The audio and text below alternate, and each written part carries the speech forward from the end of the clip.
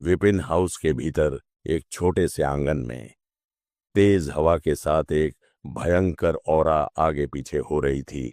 साथ ही हांफने और पसीने के जमीन पर गिरने की आवाजें भी आ रही थीं। मिताली, आराम करो। तुमने प्रतिदिन 10 घंटे से अधिक अभ्यास किया है, और यदि हम खाने और आराम करने का समय भी जोड़ दें तो यह कुल मिलाकर 2 घंटे से भी कम है। यदि यह जारी रहा तो मुझे डर है कि तुम्हारा शरीर इसे सहन नहीं कर पाएगा। आंगन का दरवाजा खुला और राशि और रुद्र दोनों की आंखों में चिंता के भाव थे, और वे अंदर आए। पहले मिताली व्हाइट रॉक सिटी में एक लाडली युवती हुआ करती थी, जो जब भी कोई बात बिगड़ती तो रोने लगती थी। लेकिन अब वह एक मशीन की तरह हर दिन 10 घंटे से अधिक अभ्यास करती थी। 1 महीने पहले उसका चेहरा कुछ मोटा था, लेकिन अब उसके गालों की हड्डियां थोड़ी क्षीण हो गई थीं और उसकी भौहें दृढ़ संकल्प से भरी हुई थीं, जो पहले से पूरी तरह बदल गया था। अभी मैं सिर्फ एक स्टूडेंट हूँ, मास्टर विपिन का डायरेक्ट स्टूडेंट भी नहीं हूँ। मेरे पास आराम करने का समय नहीं है। मिताली ने अपना सिर हिलाया। व्हाइट रॉक सिटी से विपिन ने अभी तक उसे एक डायरेक्ट स्टूडेंट के रूप में स्वीकार नहीं किया, जिसका अर्थ है कि भले ही वह जेनिथ किंगडम में आ गई थी, वह अभी भी सिर्फ एक लेखा परीक्षक थी। स्थिति के मामले में वह रोमा, रेणु, आरव, आकाश, वाणी, दीपक और अन्य डायरेक्ट स्टूडेंट के साथ भी तुलना नहीं कर सकती थी। इसलिए जब भी उसके पास समय होता, वह कड़ी मेहनत के माध्यम से खुद को साबित करने की उम्मीद में अथक परिश्रम करती थी। अभ्यास के लिए काम और आराम के बीच संतुलन की आवश्यकता होती है। इस तरह से अभ्यास करने से आप और अधिक थक जाएंगे। मुझे डर है कि यह आपकी प्रगति में बाधा बन सकता है। राशि ने भौहें चढ़ा दी। चिंता मत करो, मैं खुद देख लूंगी। मेरा लक्ष्य सरल है, आप सभी की तरह मास्टर विपिन का डायरेक्ट स्टूडेंट बनना। मिताली ने हल्की मुस्कान के साथ कहा, उनके अच्छे इरादों को जानते हुए। ठीक है, मुझे अभ्यास जारी रखना है। आप सभी को भी जल्दी करना चाहिए। शिक्षक बहुत तेजी से प्रगति कर रहे हैं। हमारे कुछ साथी वरिष्ठ भाई बहन पहले ही शक्तिशाली कुलों द्वारा ले जाए जा चुके हैं, और एक मजबूत अभ्यासी बनना बस समय की बात है। अगर हमारा लेवल बहुत कम रहा तो यह हमारे शिक्षक के लिए शर्म की बात होगी। यह सच है। राशि और रुद्र ने एक सुर में सिर हिलाया। अतीत में उन्होंने सोचा होगा कि उनकी स्वयं की साधना की गति धीमी नहीं थी, लेकिन रोमा, रेणु, आरव, विक्रम, दीपक, आकाश, वाणी जैसे वरिष्ठ भाइयों की तुलना में उन्होंने महसूस किया कि वे एक ही लेवल में भी नहीं थे। केवल वे ही नहीं, मुर्गी और घोड़ा भी आश्चर्यजनक रूप से तीव्र गति से आगे बढ़ रहे थे। औसत प्रतिभा और संसाधनों के साथ यदि वे प्रयास नहीं करेंगे तो वे कब आगे बढ़ पाएंगे। चूंकि विपिन आपके शिक्षक हैं, इससे बेहतर कुछ नहीं हो सकता। तभी अंधेरे से एक ठंडी खर्राटों की आवाज आई। राशि, मिताली और बाकी लोगों ने जल्दी से अपना सिर घुमाया तो देखा कि दो लंबे व्यक्ति धीरे धीरे उनकी ओर आ रहे हैं। यह कोई और नहीं बल्कि अघोर चाकू सेक्ट के नेता थे, जो चुपके से वहां पहुंचे थे। द्वारिका और उनके वरिष्ठ शिष्य सुभाशिष। वहां कौन है? रुद्र का चेहरा उदास हो गया जब वह अपनी दो बड़ी बहनों के सामने खड़ा हुआ। मैं आपको सलाह देता हूं कि आप आज्ञाकारी होकर हमारे साथ आएं ताकि अनावश्यक दर्द से बचा जा सके। सुभाशिष ने उदासीनता से हाथ हिलाते हुए कहा, जल्दी से दौड़ो और टीचर को खोजो, मैं उन्हें रोक लूंगा। रुद्र का चेहरा सख्त हो गया और वह धीमी आवाज में चिल्लाते हुए आगे बढ़ा। इससे पहले कि वह उन तक पहुंचता, एक भारी मुट्ठी नीचे गरजती हुई आई। अभ्यास की इस अवधि के दौरान उनकी प्रगति काफी उल्लेखनीय थी। वह भीम रैंक के पीक तक पहुंच गए थे, जो दक्ष रैंक से केवल आधा कदम दूर था। इस तरह की साधना को व्हाइट रॉक सिटी में शिखर माना जाएगा, लेकिन अघोर चाकू सेक्ट के दो सबसे मजबूत लोगों के सामने इसका कोई मतलब नहीं था। सुभाशिष ने अपनी उंगली हिलाई और तलवार की नोक से एक चमक निकली, जिससे रुद्र घुराया और पीछे की ओर उड़ गया। हवा में रहते हुए उसके मुंह से खून निकलने लगा। रुद्र, यह देखकर कि उनका छोटा भाई घायल होने से पहले एक भी कदम नहीं झेल पाया, राशि और मिताली के चेहरे पर गंभीर भाव आ गए। एक तीखी चीख के साथ वे भी हमले का सामना करने के लिए आगे बढ़े। दोनों महिलाओं की ताकत रुद्र से बहुत अलग नहीं थी।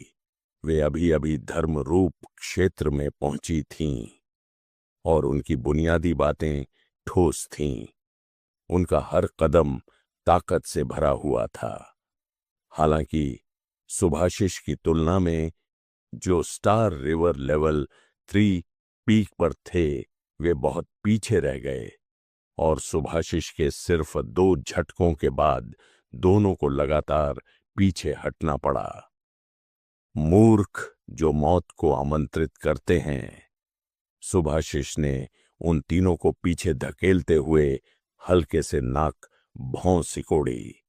जैसे ही वह उन्हें पकड़ने के लिए तैयार हुआ, मिताली ने अपनी कलाई घुमाई और अघोर चाकू अप्रत्याशित रूप से उसकी हथेली में दिखाई दिया, जो एक भयंकर ब्लेड हवा में बदल गया, जिसे उसने उसकी ओर मोड़ दिया।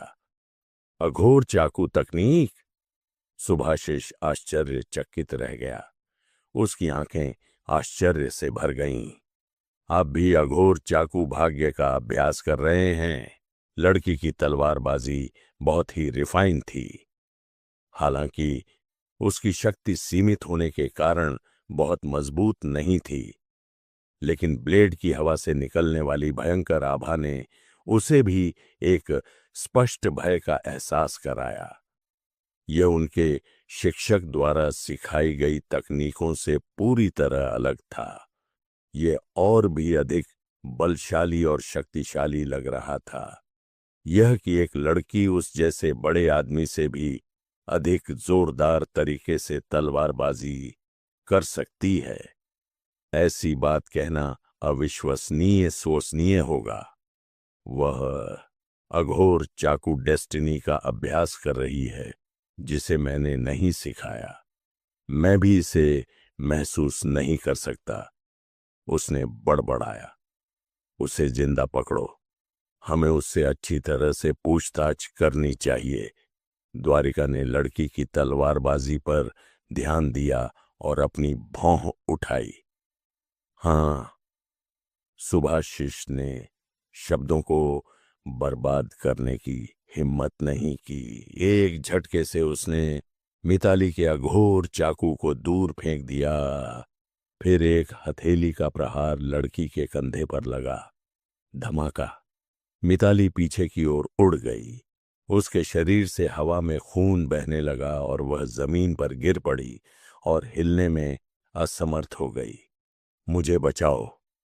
यह देखकर कि दुश्मन कितना भयानक था कि वे तीनों सिर्फ 2 सांसों में ही गंभीर रूप से घायल हो गए थे। राशि आगे कुछ सोच नहीं पाई और मदद के लिए चिल्लाई। हालांकि जैसे ही उसके मुंह से शब्द निकले, उसने एक दमनकारी शक्तिशाली बल को नीचे गिरते हुए महसूस किया, जिसके बाद उसके पेट में एक धमाका हुआ। धमाका, फिर वह भी पीछे की ओर उड़ गई। उसका शरीर अकड़ गया और चेहरा पीला पड़ गया। ब्लेड की रोशनी से आने वाले एक ही वार ने उसके पेट के निचले हिस्से में घातक घाव कर दिया। चोट इतनी गंभीर थी कि वह चौंका देने वाली थी। राशि, रुद्र की आंखें गुस्से से लाल हो गई थीं। अपने दर्द को अनदेखा करने की कोशिश करते हुए वह आगे बढ़ा, लेकिन मोहांग ने फिर से अपना हाथ हिलाया, जिससे हवा में एक ब्लेड हवा में उड़ता हुआ रुद्र के सीने में घुस गया, जो साफ साफ आर पार हो गया। धप, भारी चोट लगने के बाद रुद्र अब और नहीं टिक सका। वह जमीन पर गिर पड़ा। उसके मुंह से खून बह रहा था। अब वह पूरी तरह से हिलने में असमर्थ था। इस लड़की को अपने साथ ले जाना ही काफी है। 2 चालों के बाद, जिससे जोड़ी गंभीर रूप से घायल हो गई, सुभाशिष आगे बढ़ने ही वाला था कि द्वारिका की आवाज सुनाई दी। हाँ। सुभाशिष ने सिर हिलाया, हवा में हाथ बढ़ाया और मिताली को अपने कंधे पर उठा लिया। चलो, द्वारिका जाने के लिए मुड़े। गुरुजी, क्या हमें कोई संदेश छोड़ना चाहिए? सुभाशिष ने अपनी आवाज धीमी करते हुए कहा। कोई जरूरत नहीं। आपने अभी जो मार्शल स्किल्स इस्तेमाल की हैं, वे अघोर चाकू मार्शल स्किल्स हैं। विपिन वापस आने पर जरूर नोटिस करेगा। जब तक वह मूर्ख नहीं है, उसे पता चल ही जाना चाहिए कि क्या हुआ था। द्वारिका ने हाथ हिलाकर उसे नकारते हुए कहा, जब तक उसे एहसास होगा, हम पहले ही शैडो ऑफ जाइल में पहुंच चुके होंगे। भले ही उसकी पृष्ठभूमि शक्तिशाली रही हो और उसने अपनी असली ताकत छिपाई हो, लेकिन उसे वहां कोई फायदा नहीं होगा और वह अभी भी हमारी दया पर निर्भर रहेगा, है ना? गुरु की बुद्धि अद्वितीय है। सुभाशिष को अचानक एहसास हुआ। जैसे ही वे बात कर रहे थे, दोनों व्यक्ति मिताली को उठाकर आंगन से बाहर चले गए और घनी रात में गायब हो गए। राशि, रुद्र। हमलावरों को भागे ज्यादा समय नहीं हुआ था कि मोहन ने शोर सुना और दौड़कर वहां पहुंचा। खून से लथपथ 2 लोगों को देखकर उसका चेहरा पीला पड़ गया। उन्होंने जल्दी से गोलियां निकालीं, उन दोनों को खिलाईं और उनकी बढ़ती चोटों को स्थिर किया। जल्दी करो, बचाओ। मिताली, उसे अघोर चाकू सेक्ट द्वारा ले जाया गया है। समझाने में संघर्ष करते हुए राशि तुरंत बेहोश हो गया। यंग मास्टर के शिष्य को नुकसान पहुंचाना और उसके छात्र का अपहरण करना। अघोर चाकू सेक्ट अपनी कब्र खुद खोद रहा है।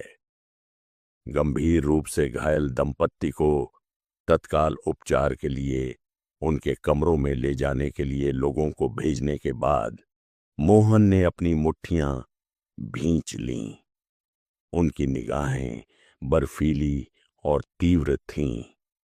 वह यंग मास्टर के व्यक्तित्व को बहुत अच्छी तरह से जानता था। विपिन आमतौर पर छोटी छोटी बातों की परवाह नहीं करता था, लेकिन अगर कोई उसके लोगों को चोट पहुंचाने की हिम्मत करता, तो वह निश्चित रूप से दुनिया को उल्टा कर देता। ऐसा लग रहा था कि जेनिथ किंगडम उथल पुथल के कगार पर था। वशिष्ठ फैमिली उस प्रांगण के बाहर, जहां 10,000 फॉक्स कुआं स्थित था, अभी उजाला होने ही वाला था कि एक आकृति चुपचाप वहां पहुंची। एक लंबी नीली पोशाक पहने हुए, जो उसके सुंदर शरीर को और भी निखार रही थी। उसने अपने मंदिर पर एक गुलाबी फूल लगाया हुआ था, जो जीवंत था और लगभग नमी से टपक रहा था। कुछ ही कदम चलकर वह आंगन के गेट के बाहर पहुंच गई। वह अंदर जाने के लिए जल्दी नहीं हुई और न ही उसने दस्तक दी। इसके बजाय उसने एक तांबे का दर्पण निकाला, अपने चेहरे पर कुछ बिखरे बालों को सावधानी से फिर से व्यवस्थित किया, अपनी लाल लिपस्टिक फिर से लगाई और फिर एक सांस छोड़ी। 2 कदम चलकर वह गेट के सामने पहुंची, अपनी हथेली आगे बढ़ाई और दस्तक देने के लिए तैयार हो गई। आरोही, तुम यहां क्या कर रही हो? तभी एक आवाज सुनाई दी और लंबी नीली पोशाक वाली लड़की आरोही जल्दी से मुड़ी और उसने देखा कि अनुष्का आंगन के एक तरफ से आ रही है। अनुष्का ने भी बहुत सावधानी से कपड़े पहने हुए थे, हल्के बैंगनी रंग की लंबी ड्रेस जो असाधारण रूप से आकार में फिट थी, जो उसके शरीर के कर्व्स को पूरी तरह से आउटलाइन कर रही थी। उसके चेहरे पर हल्का मेकअप था और उसके होंठ चमक रहे थे, जिससे ऐसा आकर्षण हो रहा था कि कोई भी उसे चूमने के लिए झुकना चाहे। उसकी शानदार खूबसूरती और उसके सलीकेदार कपड़े सबका ध्यान अपनी ओर खींच रहे थे।